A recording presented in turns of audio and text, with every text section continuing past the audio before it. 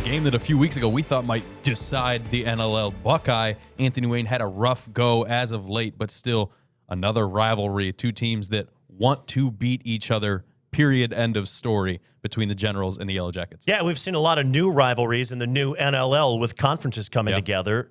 This has been one for a very long time. Yep. And I think it's not being talked about enough with Perrysburg.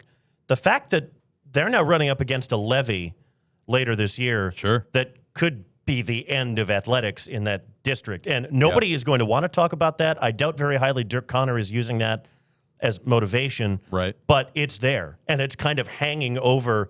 Yeah, this dark storm I have to cloud. assume not just the kids in that locker room, but the whole city. Like, it's a community that's so proud of its school district and what that represents. To be in this situation, The levels of success across all athletics. Yeah, it's a story for another day. But it also feels like a trap game for them, knowing what's coming in Week 10. Yeah. With Perrysburg having to go to Whitmer, who will have played all three of the traditional powers in the Buckeye at home this year through a quirk of scheduling. Love that for them. Anthony Wayne has to go on the road to all of them. They'll have them all at home next year. And it's just, I hate to keep beating this dead horse, but with Anthony Wayne, it's youth at some positions, but injuries. I mean, they've had to shuffle the offensive 100%. line. When you're a young quarterback, you need to be comfortable back there. And I don't know if Porter Brungard has ever truly been comfortable because it's always changing. Yeah. They had to bring Gunnar Hansen, hand him number 57, put his number 7 uniform to the side so he could play center because they had no one else. It's been that kind of a year for them. Yeah. And now Jathan Volts is having to play at running back some. He's moved from slot receiver into the backfield. He got 16 carries, I think, against Northview. And they only scored 21 points against the Wildcats, too. So, and I don't know how quick Roman Morrison might be back. I think based on what they've done already this year, they're in the playoffs. You can maybe get him, depending on how bad the break to his collarbone was in Week 11. They're going to have to do it defensively, Anthony Wayne, because offensively, they're going to struggle to put up points. That's just the way it is with the way the offense is going right now. But if that defense can be as good as they were early on in the season and play like a typical Anthony Wayne defense, they'll have a shot. Yep.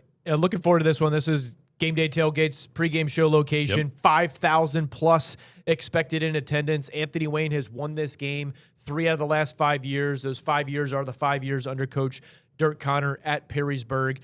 Andy Brungard, this permeates with him because he's a Perrysburg alum. He's been the head coach at Anthony Wayne for 10 years now. He told me earlier this week that it's basically 25 years of his life. He has been a part of this rivalry as a player, as an assistant coach at Perrysburg, or as a head coach now at Anthony Wayne. So it's a big game for him and his family. But yeah, a third of their roster in the sense of at the beginning of the season. Contributors, who was going to play a majority of the minutes. And basically 11-ish players, a third of the roster, in his mind, has been hurt, either is out for the season or is or has been hurt. Some guys have come back. But they are likely a 6, 7, or 8 seed when you look at that Fantastic 50 website. Number 6 projected right now. Yeah. Porter Brungard to Cam Miller can be lethal, but they need time to get open. They need time to throw the ball. Yes. So 2 defensive backs for Perrysburg, Blake Kirsten and Jaden Villarreal.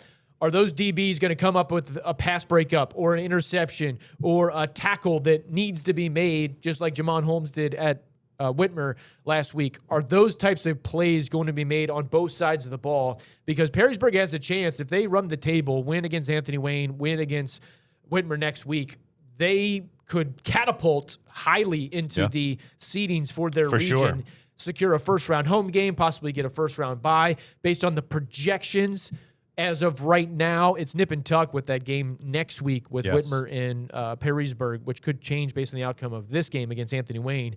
But they're most likely a 5 seed, so they would get a home game.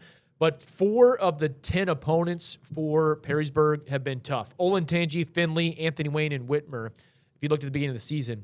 And a majority of that came at the beginning, and now it's coming at the end. So they're going to be tested as much as they've been tested since that Olentangy game way back when in Week 2. So can Perrysburg figure things out and get punched in the mouth and be able to punch back? All right, let us know who you think is going to take home this win. Head over to our X page. Our Game of the Week poll is pinned. It ends Thursday at noon.